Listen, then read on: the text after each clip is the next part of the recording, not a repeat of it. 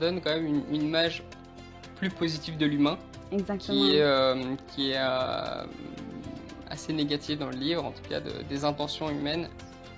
Mais cette citation montre aussi, met en lumière le fait que certes l'humain est capable du pire, mais il est aussi capable du meilleur. Et ça, c'est le côté positif de l'humain.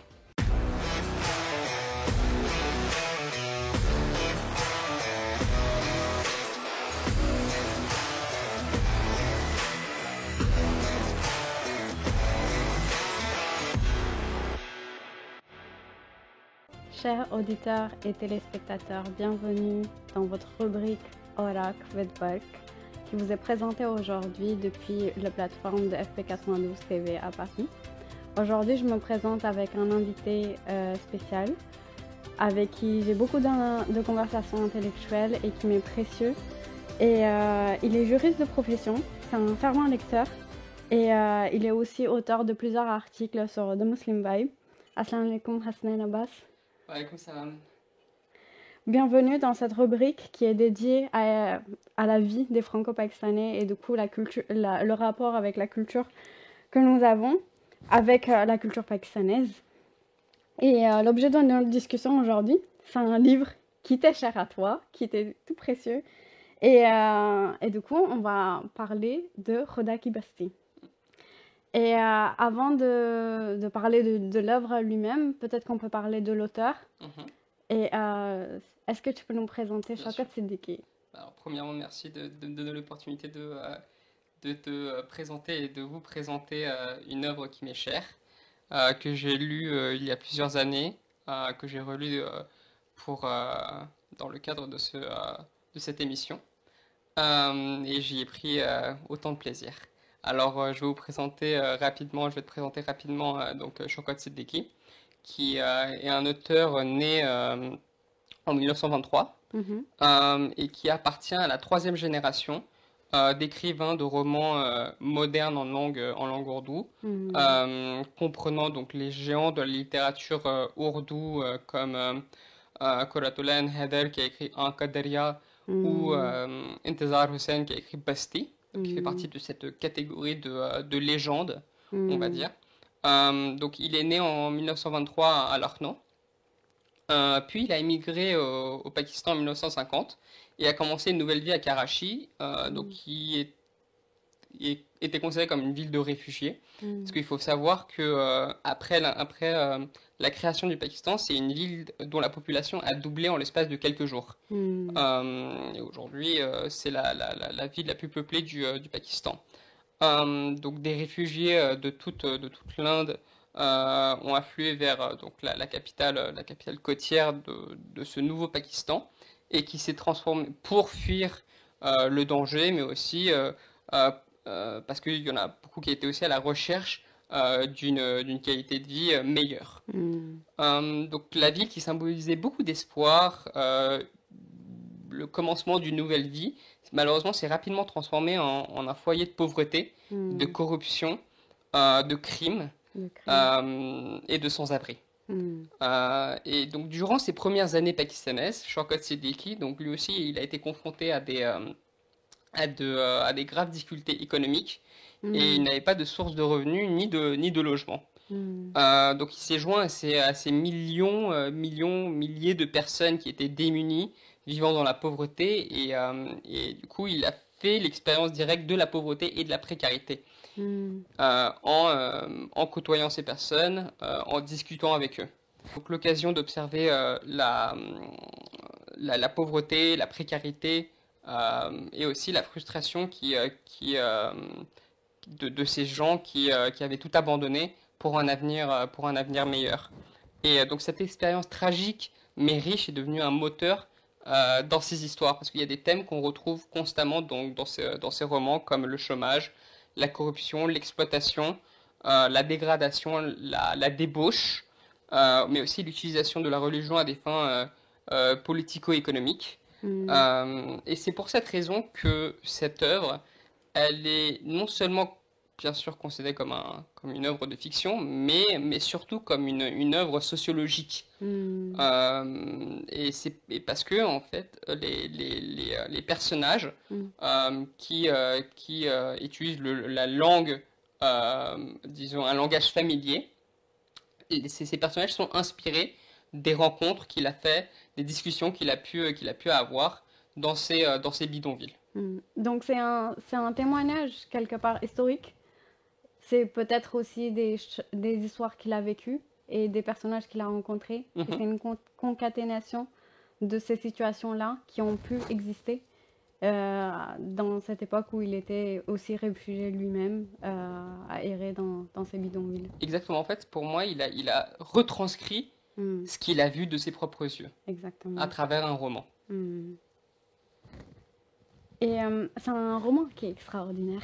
C'est un roman qui a rencontré non seulement le succès au niveau national, et on peut développer sur ça, Mhm. et un succès international. Oui. Est-ce que tu peux nous en parler Bien plus? sûr, alors, donc Shaukat Siddiqui a écrit ce roman en 1957. Alors, il y a plusieurs raisons qui expliquent ce succès. Parce que, premièrement, Shaukat Siddiqui, il a tenté d'éveiller les consciences sociales euh, des gens et de mettre en lumière, en fait, la misère de milliers de Pakistanais aux yeux du monde. Donc, et à travers ses écrits, il s'est forgé une réputation d'écrivain progressiste. Il faut rappeler qu'on est dans le contexte post-colonial, 1950, où il y a des mouvements socialistes, des mouvements communistes qui émergent un peu partout dans le monde. Donc, c'est dans la continuité de ces mouvements-là. Et donc, son chef-d'œuvre, donc, il est considéré comme une œuvre de fiction la plus convaincante, car elle décrit la vie dans les bidonvilles de Karachi et de Lahore juste après l'indépendance. Mm. Et donc les critiques estiment que seuls quelques romans, dont Khuda Ke Basti fait partie, ont réussi à dépeindre une image aussi réaliste de la vie des opprimés dans ces deux villes. Euh, donc ça, c'est la raison de son succès. En ce qui concerne le succès en lui-même, donc il a été traduit en 25 langues, ce qui est quand même conséquent euh, à travers le monde, plus de 40 éditions. Donc après avoir été considéré comme un best-seller au Pakistan dans les années 60, il a aussi été un best-seller au Japon en Au Japon, 1972. ouais. Ouais. Et au C'est Japon, il a eu un extraordinaire. grand succès. C'est C'est extraordinaire. incroyable. J'aurais jamais imaginé qu'un livre pakistanais que ça serait un best-seller au Japon. Effectivement, un best-seller au Japon. Ensuite, il a été produit à deux reprises sous forme de feuilletons télévisés qui ont eu un très très gros succès également, en 69 et en 74, Mm. avec des audiences inégalées à chaque fois. Exactement. Et tu sais pourquoi il y a eu deux adaptations Non, à la télé? non, non. La première fois, du coup, ça a été adapté parce que justement, c'est un livre qui est extraordinaire, c'est un roman qui est extraordinaire. Et la deuxième fois, parce que Shaukat Siddiqui était proche avec Zulfikar Ali Bhutto. Et, euh, et Zulfikar Ali Bhutto aimait beaucoup ce drama. Et il a voulu que ça soit réadapté, rediffusé en tout cas. Et ils ont découvert que les bobines qu'ils avaient utilisées la première fois ont été réutilisées parce qu'il y avait un manque à cette époque-là de Hmm. matériel technique. C'est le début. Et du coup, ils ont. Zulfikar Ali Bhutto, il était vraiment euh, têtu, quelque part arrêté sur l'idée qu'il doit y avoir une réadaptation, même si c'est au prix de retrouver des personnages et de retourner tout le drama, et du Mhm. coup qui a fait le bonheur des téléspectateurs parce que Hmm. ça a rencontré de nouveau un grand succès, et je crois que ça a été encore rediffusé, la deuxième adaptation a été rediffusée encore une fois dans les années 90 Mhm. et a rencontré autant de succès. Ouais, Et comme tu disais, c'est indémodable. C'est quelque part, cette œuvre, il s'est libéré des ancrages spatio-temporels mhm. et s'est retrouvé à, à, à raisonner avec la société décennie après décennie. Il y a C'est des œuvres incroyable. comme ça qui, en fait, sont éternelles. Sont éternelles, et pour moi, Khuda Ki Basti en fait partie. D'ailleurs, vu qu'on parlait de la série, du feuilleton télévisé, je l'ai vu. c'est incroyable. Mm. Vraiment très belle adaptation de l'œuvre. Alors c'est en noir et blanc. Bon, mais bon, ça pose pas de problème en soi. Mais oui, le jeu des acteurs Mm. est exceptionnel et j'invite l'ensemble des personnes qui écoutent cette émission à aller voir la série qui est disponible sur YouTube. Mm. Ça, c'est intéressant à savoir que c'est disponible sur YouTube. Il est disponible Et sur en fait, YouTube. les œuvres en noir et blanc, s'ils sont bien tournés, je pense qu'ils sont intemporels aussi parce Hmm, que j'ai découvert les films de Marcel Pagnol qui sont en noir et blanc, mhm, mais qui sont encore oui, regardables et qui ont l'accent et ouais, qu'ils ont des repères de cette société-là. Et ça met en image des choses qu'on ne pourrait plus reproduire en hmm, fait parce que c'est fait ouais. d'une façon authentique. Est-ce qu'on en a abordé un peu, mais est-ce qu'on peut parler plus en détail, développer encore plus le contexte de sortie de ce livre, d'où ça vient et à quel moment? Bien sûr. Bien sûr. Mm. Alors, il faut rappeler que ce livre, il a été écrit peu de temps après la partition. Donc, Oui.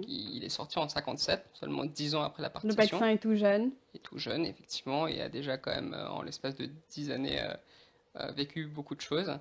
Donc, il faut rappeler que durant la partition, il y a un nombre important de réfugiés qui sont venus dans ce nouveau pays avec des rêves.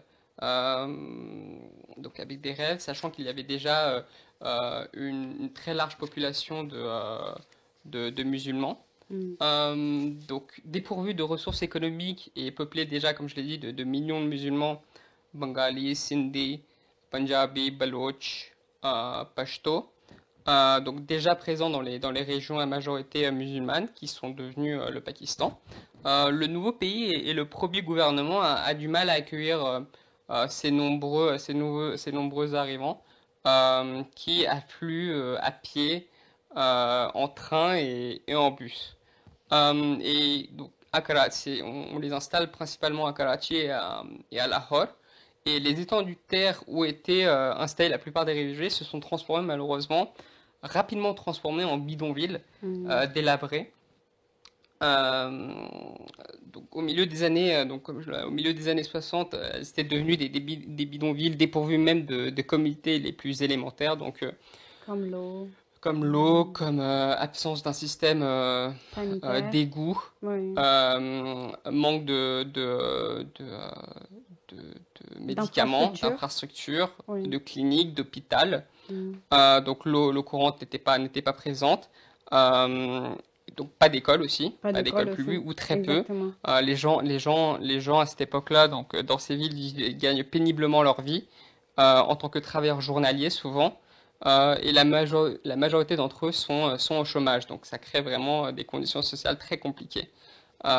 Et du coup, ça favorise l'augmentation de la criminalité, C'est un malheureusement. chaos idéal, c'est un terreau idéal pour le chaos que les mafias adorent en C'est fait. ça, Pour exactement. exploiter les gens, pour trouver des C'est ça. victimes et profiter des faiblesses de chacun Hmm. et de leur précarité. Oui, exactement. C'est Mm. les conditions, toutes les conditions étaient réunies pour permettre aux mafieux, aux hommes d'affaires de profiter de cette situation pour, à des fins économiques, Mm. pour les exploiter à des fins économiques. Mm. Donc, comme je l'ai répété, donc Shaukat Siddiqui a eu cette chance, entre guillemets, de passer un certain temps à errer donc dans ces bidonvilles, que ce soit les bidonvilles de Karachi ou de Lahore après la partition. Et c'est dans l'un de ces bidonvilles qu'il base l'intrigue et l'histoire de ce qui va devenir l'un des plus grands romans de l'histoire du Pakistan. Parce que justement, je cherchais un nom, je cherchais le nom de où est-ce qu'ils partent. On sait que les personnages partent à Karachi, mais on ne sait pas d'où ils viennent. Il n'y a pas de nom.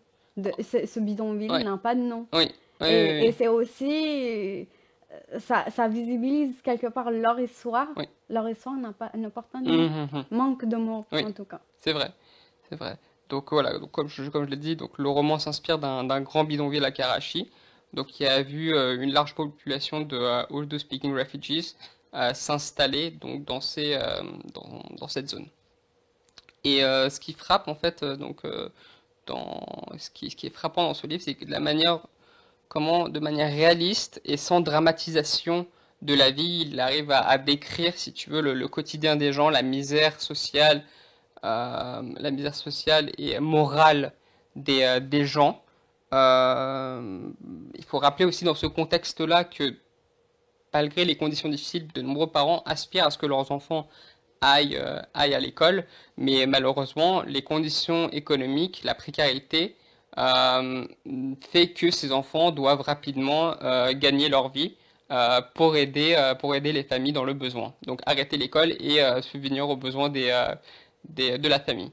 Ce qui est le cas, par exemple, de l'un des personnages principaux du roman qui s'appelle Nansha. Machin. Et donc malheureusement, ces gens-là, ces jeunes-là passent la plupart du temps à errer dans les bidonvilles, à se livrer à des petits larcins, et pour oublier leur condition sociale, pour échapper à cette frustration, à l'étouffement de l'environnement, ils dépensent tout leur argent dans des divertissements, donc des films, les restaurants, l'alcool, les maisons closes, etc. Donc pour échapper en fait à ce quotidien, même pour un laps de temps de très courte De durée. très courte durée.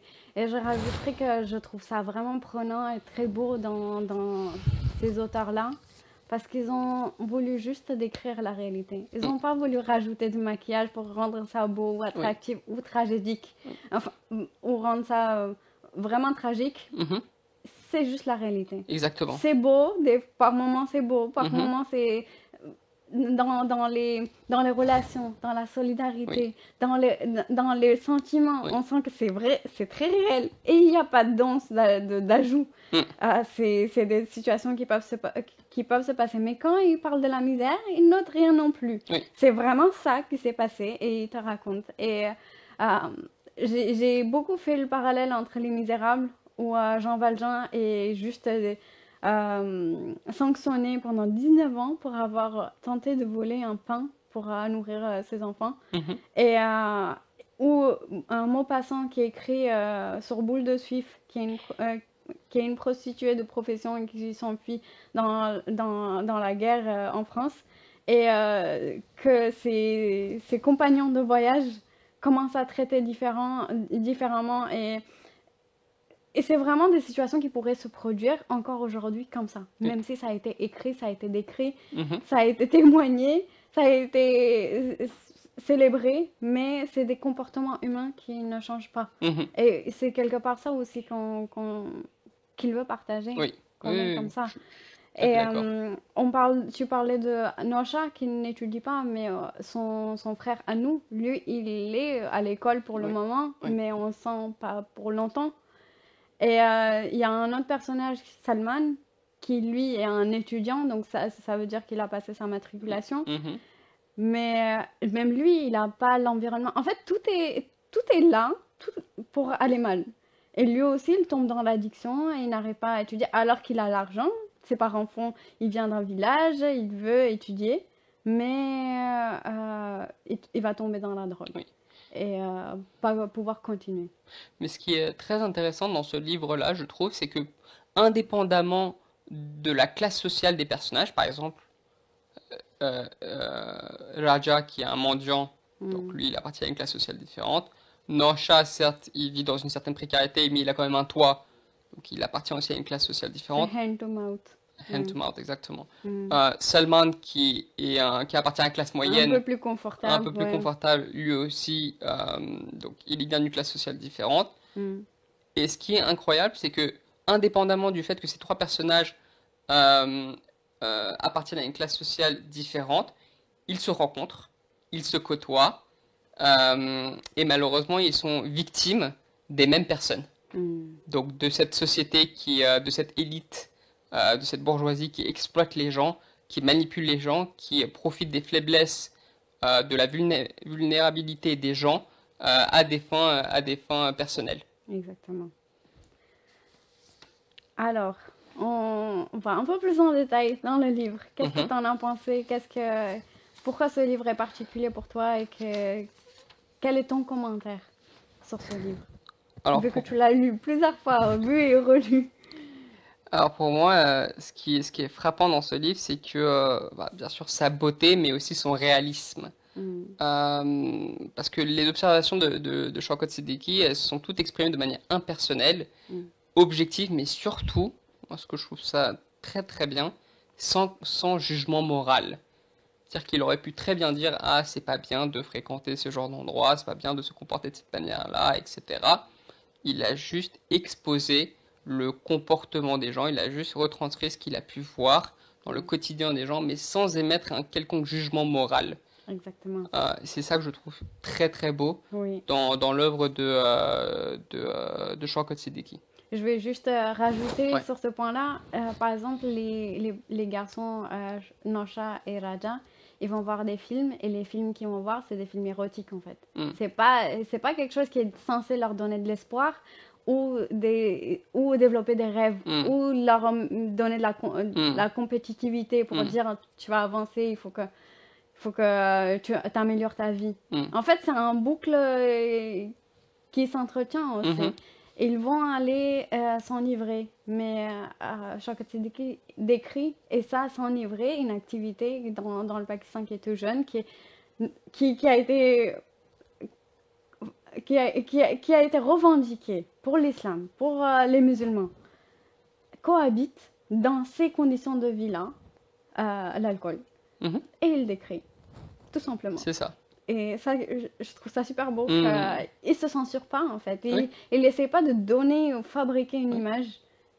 Il explique. Il juge pas. Il décrit tout Exactement. simplement ce qui est en train de se passer dans ces quartiers, tout simplement. Exactement. Euh, et ce qui est très frappant dans son œuvre, c'est qu'il ne néglige aucun sujet. C'est-à-dire, il parle de l'expropriation illégale des terres. Hmm. Il parle de la prostitution masculine. Il Exactement. parle des enfants issus d'agressions sexuelles. Exactement. Il parle des lois successorales injustes. Hmm. Il parle des mouvements sociaux, des mouvements sociaux. Il parle de la bourgeoisie, de la petite bourgeoisie capitaliste. Il parle de l'utilisation, donc de la ferveur religieuse, religieuse, donc de l'utilisation par l'élite politique économique de la religion à des fins personnelles, politico-économiques. Il parle de l'ascension sociale de certains personnages grâce à la corruption, Niaz, Khan Bahadur, etc. Et c'est ça qui est incroyable, c'est que ce roman néglige aucun aspect. Et ça a permis de donner un aperçu des tragédies de la vie à des milliers de Pakistanais, encore sous le choc des effets de la partition. Et ce que je trouve incroyable dans ce livre-là, c'est que on voit constamment une lutte entre le bien et le mal, entre l'amour et la trahison, entre lueur d'espoir et désespoir, entre personnages qui tendent leurs mains aux personnages principaux afin de les aider à sortir de leur misère, et d'autres qui profitent de leurs conditions précaires pour les corrompre. Hmm. Le mal triomphe, le bien refuse d'abandonner, et la lutte continue. Wow. C'est très beau. C'est très beau. Et c'est ça la vie, en fait, sans valeur ajoutée, sans édulcorant. C'est vraiment comme ça. Et juste pour terminer, Oui. deux commentaires. J'ai lu un roman décrivant le passé, le présent, et malheureusement, quand je vois les choses, quand je vois Se dérouler aujourd'hui. ouais, et malheureusement l'avenir, je l'espère pas, mais l'avenir du Pakistan. Et ce qui est incroyable, c'est que je trouve que ce livre est une sorte de prophétie sur ce qu'allait devenir le Pakistan dans les années à venir. Hmm. Parce que, in fine, tous les mots que j'ai cités, toutes les injustices que j'ai pu lister, malheureusement, elles sont toujours présentes. C'est lourd à digérer tout ça. Parce on veut parler de l'avenir avec de l'optimisme, Ouais. mais c'est vrai que si ce drama a eu autant de succès aussi, c'est aussi parce que les gens continuent à raisonner avec ce drama parce Mm, qu'ils ont toujours les mêmes soucis aussi. ouais. Ils peuvent pas laisser ce livre derrière eux parce que, ou ces histoires derrière eux parce que ça fait Mhm, partie mhm. encore de leur quotidien. Exactement. Tu parles de... ça me fait vraiment mal au cœur de dire ça, que ça parle de l'avenir du Pakistan. Mais est-ce qu'on trouve aujourd'hui des exemples dans le présent du Mhm. Pakistan? Oui, il y a quand même plusieurs exemples. Je vais en citer un premier. Premièrement, le cas de l'expropriation des terres. Hmm. Aujourd'hui, on le voit avec, par exemple, Beria Town à À Karachi. Karachi, oui. Faut quand même rappeler aux gens qu'il y a eu un jugement en 2019 de la Cour suprême du Pakistan qui a ordonné euh, à Malik Riaz le paiement d'une pénalité, Hmm. oui, d'une pénalité, d'une amende plutôt, pardon, c'est le bon terme, d'une amende Dans la... à hauteur de 460 milliards de roupies Wow. à cause de l'expropriation illégale des terres qui appartenaient à des habitants de Karachi. Hmm. Donc il devra payer cette amende à la Cour suprême, mais on ne sait pas ce que cet argent va devenir. Est-ce que Exactement. cet argent va être distribué aux personnes lésées? Concerné, voilà. Aucune idée. Hmm. Et deuxièmement, malheureusement, le gouvernement local, donc le gouvernement du Sindh, s'est approprié une terre de 4047 mètres carrés de Beria Town. Hmm. Donc ils ont activement collaboré avec Malik Riaz au lieu de défendre les intérêts des plus démunis. Oui, moi aussi j'ai entendu cette histoire avec les gens qui avaient leur bar, qui avaient leur jardin de mangue à cet endroit-là Mhm. et qui ont dû partir du jour au lendemain. Et je pense qu'il est en train de se passer quelque chose de similaire à Gavadir aussi. Ils Oui. sont en train de faire une ville avec des portes, Mhm. une ville murée Mhm. où la population locale qui a vécu indigène Mhm. et n'est plus autorisée à entrer. Mhm. Et c'est incroyable Ouais. de vivre des situations comme ça qui nous semblent vraiment injustes dans le contexte d'un livre. Mhm. Mais quand on est confronté dans la vie réelle, on se voit aussi impuissant que les personnages Mhm. dans ce livre. Et lorsqu'on avait rencontré Madame Hashmi, donc la fille de Fez Ahmed Fez, Mm. à l'ambassade du Pakistan, elle nous avait rappelé qu'il y a ce genre de phénomène, ce genre d'expropriation est présent, donc comme tu l'as cité, à Gwadar, mais aussi dans la région de Gilgit-Baltistan. Elle nous l'avait dit que en fait il y a l'expropriation de terres pour, dans le cadre du CIPEC, pour la construction d'infrastructures, etc. Exactement. Mm. C'est...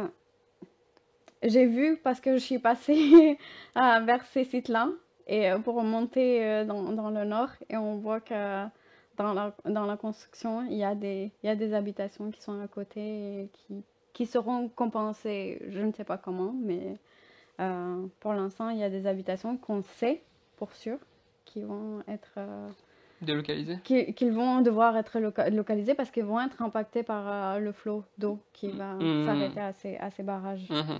C'est sûr. Alors, on parle de la misère, on parle du chaos, on parle de ce roman où les personnages n'arrivent pas à s'en sortir de leur situation. Et du coup, moi, en lisant cette œuvre, je me suis dit, mais est-ce que c'est vraiment sur la misère? Pourquoi est-ce que c'est vraiment ça qu'il décrit? Est-ce que c'est le réalisme, c'est le témoignage? Ou bien il y a des lueurs d'espoir, il y a autre chose dans ce livre? Oui, alors il y a un modèle qui est fourni à travers ce livre, qui est le collectif qui a été créé par un professeur Ali Ahmed, dont l'objectif est d'aider les gens à sortir de cette précarité, que ce soit à travers des cours pour les illettrés, la construction de cliniques, d'hôpitaux, D'hôpitaux. aussi la, la présence de soins médicaux gratuits. Exactement. Donc voilà, effectivement, il y a des gens qui sont motivés, qui voient cette misère, mais qui ont encore cet espoir d'un avenir meilleur et qui, à leur niveau, du fait de l'indifférence du gouvernement, que ce soit local, municipal ou national, essayent de faire bouger les choses au niveau local. Exactement. J'ai vraiment bien aimé cette création d'association. Il crée une association qui s'appelle Falak Pema, qui qui va dire toucher le ciel. Mhm. Et ils ont et chaque membre, chaque adhérent, il s'appelle Skylark. Euh, et, euh, et en fait, il expose comment faire une association, comment être bénévole et comment impliquer les populations locales dans la prise de décision, de demander aux gens quelle heure vous convient pour prendre des leçons et comment il faudrait vous apprendre et de savoir aussi qui mettre en quelle position. Il faut un président, il faut un vice-président, Mhm. il faut des membres, il faut des pôles et chaque pôle, il faut un spécialiste. De ce spécialiste, il va éduquer les autres adhérents, il va former les Oui, autres c'est adhérents vrai. comme ça. Ce structure-là, Mhm. enfin, comment il décrit, comment il nous met en place tout, Mhm. j'ai trouvé ça incroyable et j'ai trouvé ça porteur d'espoir Oui. pour non seulement pour les gens pauvres qui ne peuvent pas s'en sortir, de dire il y a des humains dehors qui peuvent vous aider comme ça, mais aussi pour l'autre classe moyenne qui se dit mais non, on n'a pas de moyens, on peut rien faire, de dire en fait, même avec ça, vous pouvez faire quelque chose. Mais oui, voilà, ça donne quand même une image plus positive de l'humain Exactement. qui est assez négative dans le livre, en tout cas des intentions humaines. Mm. Mais cette association montre aussi, met en lumière le fait que euh, certes, l'humain est capable du pire, mais il est aussi capable du meilleur. Et ça, Mm. c'est le côté positif Mm. de l'humain. On a vu, par exemple, pour la campagne des législatives, on a vu plusieurs jeunes français issus de l'immigration aller vers des jeunes de cité et de leur expliquer pourquoi c'était important d'aller voter. Et même si on sait que pour l'instant, il y a des choses qui ne nous satisfont pas, qu'on est des oubliés de la société, ils ont fait le pas de s'engager, d'engager le dialogue. Et, euh, et c'est aussi quelque chose qu'on trouve dans le Mhm. charte de l'association parce Mhm. ils se déplacent au niveau des populations locales pour leur expliquer, pour leur donner la conscience. Quand il y a des maladies, ils font des camps. Par Mhm. exemple, pour le Covid, il y a eu des camps de vaccination et tout ça. Et ils font la même chose pour polio ou pour Mhm. d'autres maladies successives qui arrivent. Mhm. Et c'est eux qui sont plus efficaces parce qu'ils savent les besoins des gens du bas, en fait. Et ils arrivent à être efficaces. Il y a aussi autre chose, ça j'avais oublié de le mentionner, c'est qu'ils rappellent aux gens leurs droits. C'est-à-dire qu'ils sont aussi impliqués dans la lutte sociale, dans le droit de faire des grèves, de revendiquer ses droits sociaux. Donc Mm. ils ont aussi cet aspect-là de militants qui rappellent aux ouvriers Mm. quels sont leurs droits, leurs droits en tant qu'ouvriers Mm. dans ce nouveau pays. Et ça aussi, c'est quelque chose de très, Oui. très, très louable. Shaukat Siddiqui, quelque part, dans ce livre, il nous a donné tous les travers de la société. Il nous a donné toutes les portes dérobées et tout ce qui peut aller mal. Il nous a donné le scénario catastrophe qui peut arriver. Et, et après avoir lu en me disant, mais qu'est-ce que j'en retire de ça, à part les pleurs et la peine, Mhm.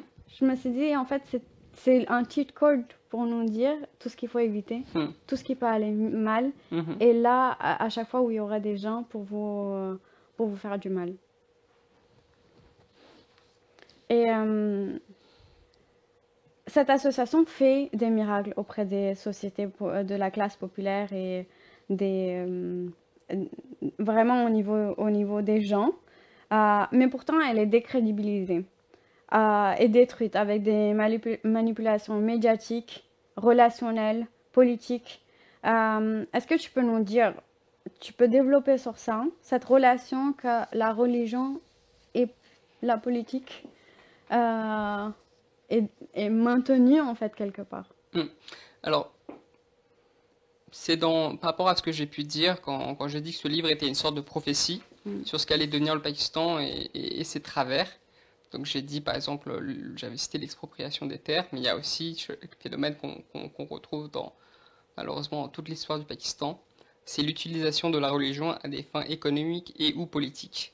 Et c'est exactement ce qui se passe avec cette association, malheureusement, qui est victime de cette utilisation. Je vais recontextualiser la chose. Donc ce livre parle de ce phénomène-là. Donc, Salman, qui est un des personnages principaux, inspiré par son ancien professeur à l'université, qui a dû malheureusement arrêter ses études par manque d'argent, est recruté donc par le collectif qui a été dont l'un des fondateurs est le professeur. Il devient enseignant et militant. Donc tu as présenté l'association. Son rôle est d'apprendre à lire et à écrire aux habitants illettrés dans les bidonvilles. Donc motivé par l'impact positif des actions menées par le collectif et aspirant à améliorer davantage le quotidien des plus démunis, le collectif décide de construire un hôpital sur un terrain récemment acquis, donc de manière totalement légale. Ayant eu vent de ce projet, un homme d'affaires puissant dénommé Khan Bahadur se rend auprès du collectif pour leur proposer leur aide, à condition que le collectif, c'est ça qui est intéressant, c'est l'intention de cet homme d'affaires, à condition que le collectif accepte de commander un nombre de médicaments supérieur à leurs besoins et de vendre le surplus sur le marché noir, afin de réaliser des profits. Et Khan Bahadur, bien sûr, se propose de mettre en place tout ce projet-là de corruption. Donc face au refus ferme du collectif, Khan Bahadur décide de prendre sa revanche en utilisant la religion à des fins personnelles et politico-économiques. Donc il décide de faire ériger une mosquée sur ce terrain durant une des nuits suivantes. Exactement. Voilà. La mosquée est construite en une nuit. Exactement. Top chrono. Exactement. Donc, face à la contestation qui est totalement légitime de la part du collectif, il leur répond qu'il s'agit d'une question de foi et de religion pour laquelle je sacrifierai ma vie. Donc ça, on joue sur les émotions. Le gouvernement peut construire des hôpitaux, mais seuls ceux qui craignent Dieu et qui ont un véritable respect pour l'islam construisent des mosquées. Mais c'est vraiment, franchement, c'est vraiment dégoûtant cette situation parce que Khan Bahadur, dans l'association, propose de créer un hôpital qui est la responsabilité du gouvernement. Ils essaient de créer ça pour la population locale et se font saboter par un businessman pour rien. Parce que son ego a été touché. C'est ça. Et tout l'intérêt de la population locale part à l'eau. Exactement. En réponse à cette construction illégale, certains travailleurs sociaux suggèrent de la démolir, car le terrain leur appartenait, ce qui est compréhensible.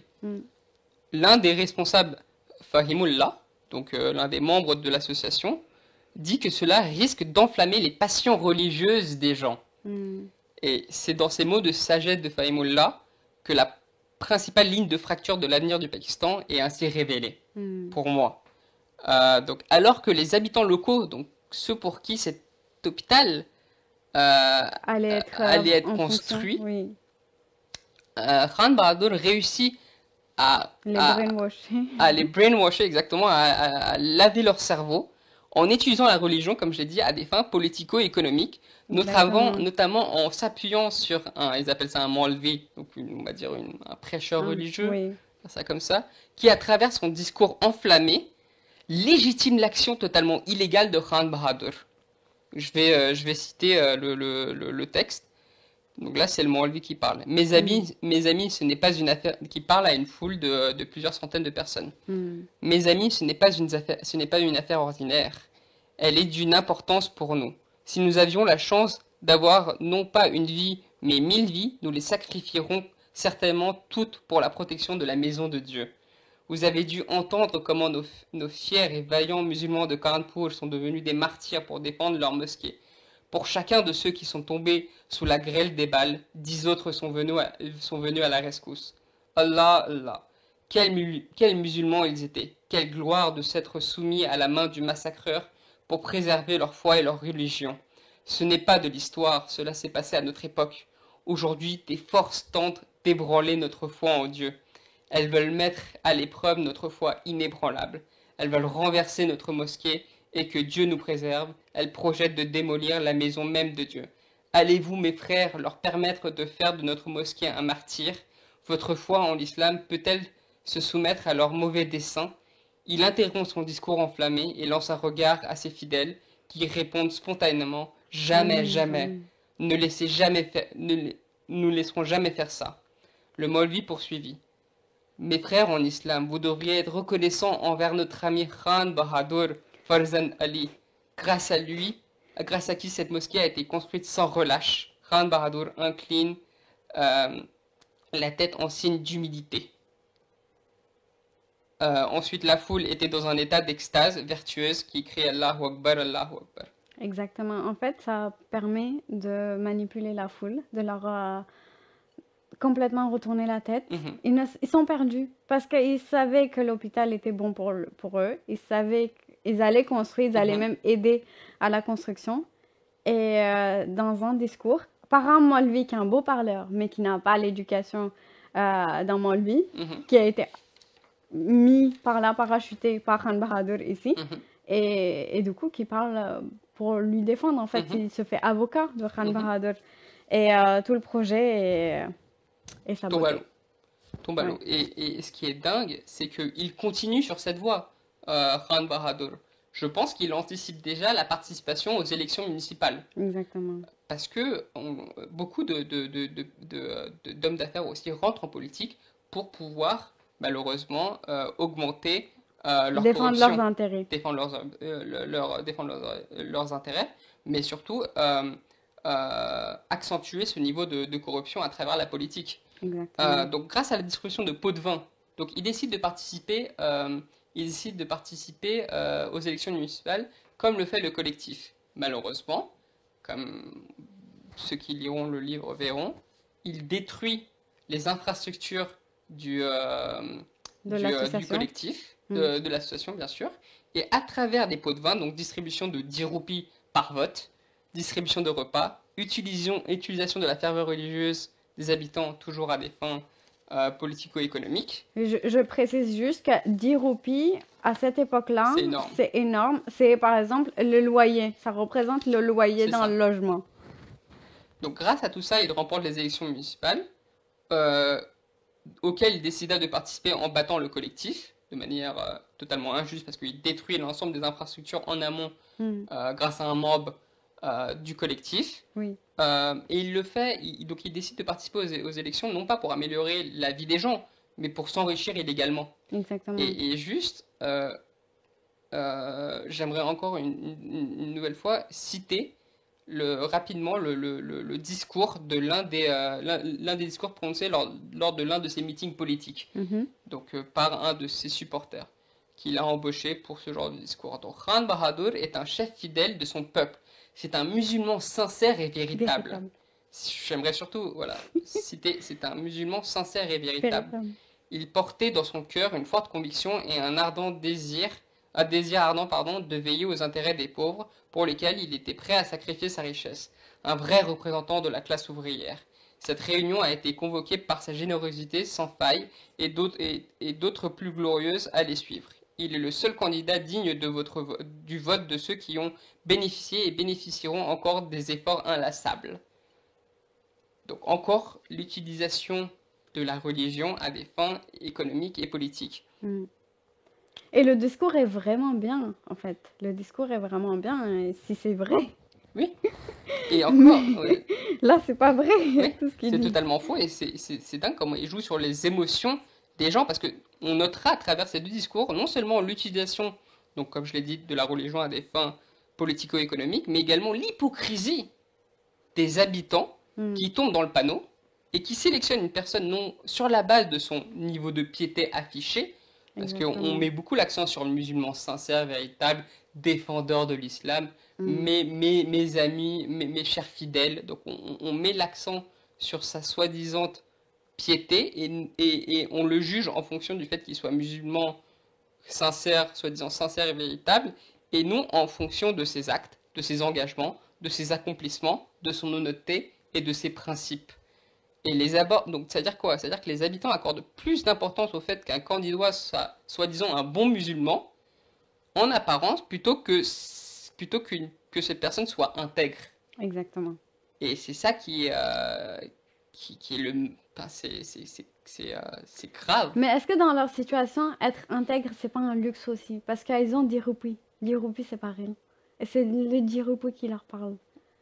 Je suis d'accord avec toi, mais il sait que sur le long terme, il ne va rien faire. Exactement. Il va... Mais ils sont tellement dans la précarité qu'ils ne peuvent pas. C'est vraiment la carotte en fait. Ils peuvent pas penser plus loin que le lendemain. Parce qu'on a vu avec Nosha et Raja par exemple, pourquoi ils vont s'enivrer. Un jour, Nosha il reçoit 10 roupies en vendant une pièce. Mais en fait, qu'est-ce qu'il va faire? Il va aller s'enivrer. Oui et non, parce que regarde, donc on part Khan Bahadur versus les travaux, les achievements qu'a pu réaliser Les accomplissements de de la l'association. société. Donc ça veut dire qu'il préfère avoir une personne qui se revendique Exact, comme oui. bon musulman, sincère, pieux, Que plutôt les actions que qui ont les été actions qui ont menées été menées. sur un long terme, voilà. Exactement, Ouais. exactement. Donc, Je suis d'accord, s'ils avaient eu un peu plus de distinction, s'ils avaient pu comprendre ces choses-là, ils auraient pu défendre l'association et faire le poids. et ce qui est dingue, c'est qu'on voit aussi ça dans la politique actuelle. Il faut rappeler qu'un homme respectueux du droit, sans accusation de corruption, mais un non-musulman, ne peut pas devenir président ou premier ministre du pays. Mais un homme totalement corrompu, incompétent, mais musulman, peut le devenir. Exactement. Il faut juste l'étiquette musulman. C'est ça. Mais on comprend bien que c'est une étiquette. C'est-à-dire qu'on va pas d'abord te demander quels sont tes achievements, quels sont tes accomplissements, quels sont tes principes, quel est ton programme. On va d'abord te demander quel est ton mazhab. C'est l'habit qui fait le moine. C'est l'habit qui fait le moine. Exactement. Et en fait, ce mariage entre la politique et la religion montre la pertinence de l'œuvre de Siddiqui pour le Pakistan depuis sa création.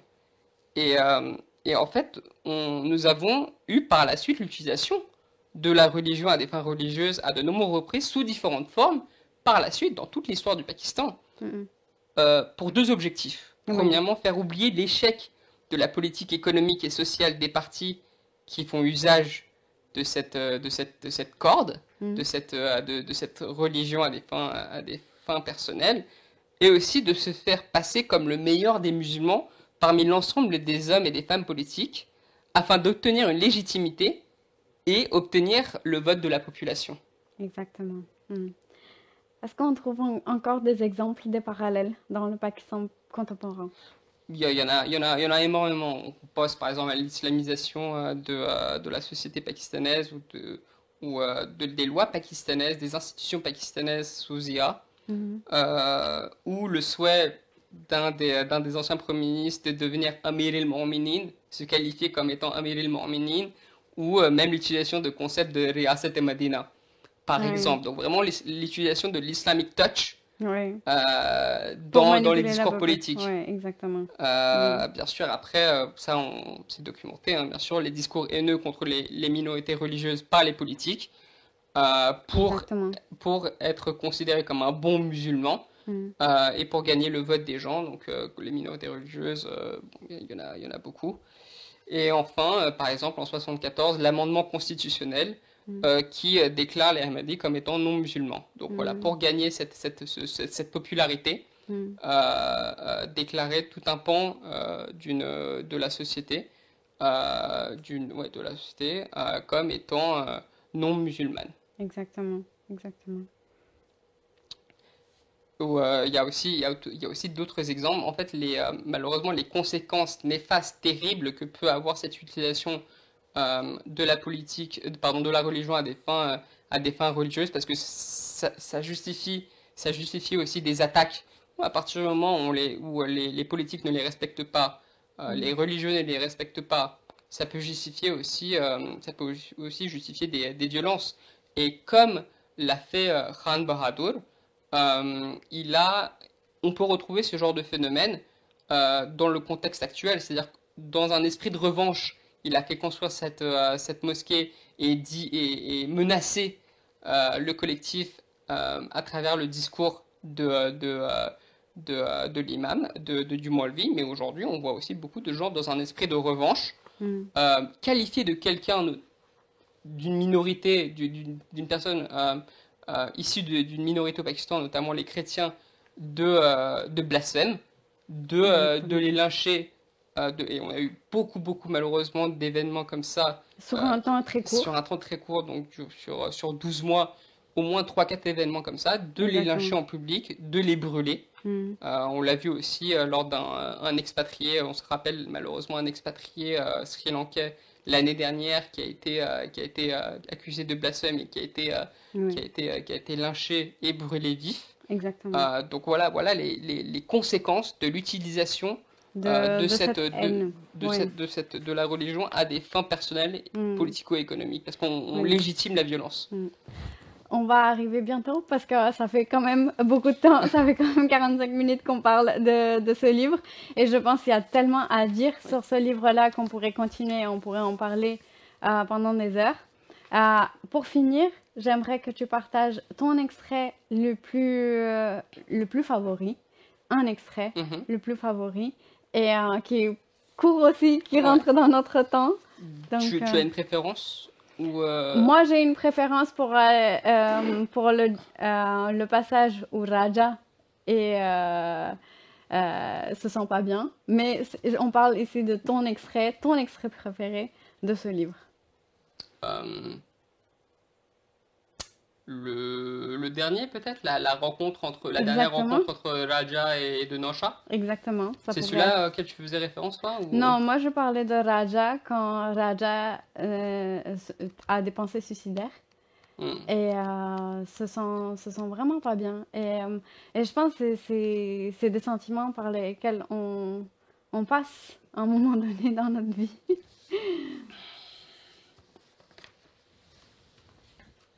Donc, je vais lire l'extrait aux auditeurs, aux téléspectateurs. Alors, c'est page 215 du livre en anglais.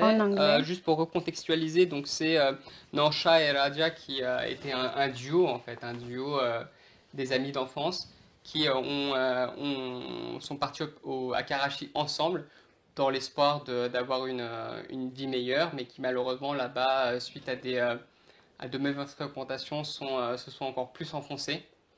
Ils ont fait de la prison. Nausha, suite à cette frustration, à ce désespoir, décide de rentrer à Lahore. Raja, qui entre-temps est tombé malade, on l'a amputé d'une jambe et qui est redevenu mendiant malheureusement. Donc en fait la situation n'a pas changé entre Lahore et Karachi. Donc là c'est la dernière rencontre entre Raja et son ami de toujours Nausha, donc avant le départ de Nausha pour Lahore.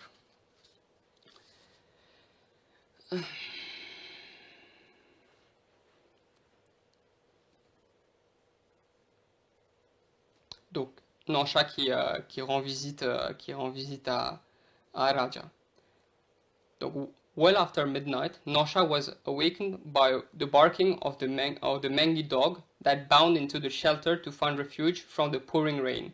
As the dog leaped on him, he yelled at it and gave it a kick. The noise also awakened Raja. Look what this dog has done, yelled Nausha angrily. Is it yours? Yes, I fed it on scraps, replied Raja sadly. When human beings turn their back on you, at least you can make friends with an animal. Donc, ce qui est très touchant dans cette première partie, c'est qu'il dit que tout le monde lui a tourné le dos et qu'au moins il a la compagnie d'un animal qui le respecte et qui l'aime. Well, I have got to be going now, said Nausha, much to the disappointment of Raja, who begged him to stay a little longer. Donc il le supplie de rester encore un peu plus longtemps. Nausha sadly took 5 rupees out of his pocket, but Raja refused to accept the money. No, he said, you are going home to your mother. You will need it yourself. You can't go back empty-handed. Just give me a cigarette, that's all I need. Alors qu'il aurait pu tout demander. En fait. Il aurait pu lui demander ses 5 rupees qui auraient pu lui permettre de survivre encore quelques jours. Raja fumbled under his pillow and brought out a knife. Here, have this. I know you won't use it, but keep it in memory of me. It's better that you have it, because I'm afraid that one day, when I get tired of this rotten life, I might use it on myself. But stay with me a little while longer. You're the only one who has ever cared for me. I've got no one else in the world. But no, you would better go on. Your mom will be expecting you. Et Wow. c'est juste magnifique parce que tout ce qu'il veut, c'est juste la compagnie de son ami, encore un petit peu plus longtemps. Parce que Raja, il est seul. Il faut dire que c'est un enfant qui a été abandonné, qui a vécu dans la misère, dans la rue, et qui a eu parfois de certaines lueurs d'espoir de s'en sortir, mais qui malheureusement la vie l'a rattrapé. Exactement. Et bon, on connaît pas la fin de ce qui se passe avec Raja, mais on peut deviner le fait qu'il ne va pas vivre très très longtemps. Exactement. Et c'est ça aussi, c'est vraiment la dernière rencontre. Merci beaucoup Hasnain. Ce livre, il est vraiment magnifique. Merci de me l'avoir fait découvrir et franchement, on pourrait en discuter encore longtemps. Depuis le temps qu'on en parlait, de faire le podcast sur ce livre, maintenant, c'est un programme sur EP 92. Et je remercie aussi les spectateurs de nous avoir rejoints pour ce programme. Et Inch'Allah, on se retrouvera avec d'autres revues de livres, avec d'autres rencontres, avec d'autres personnes très intéressantes.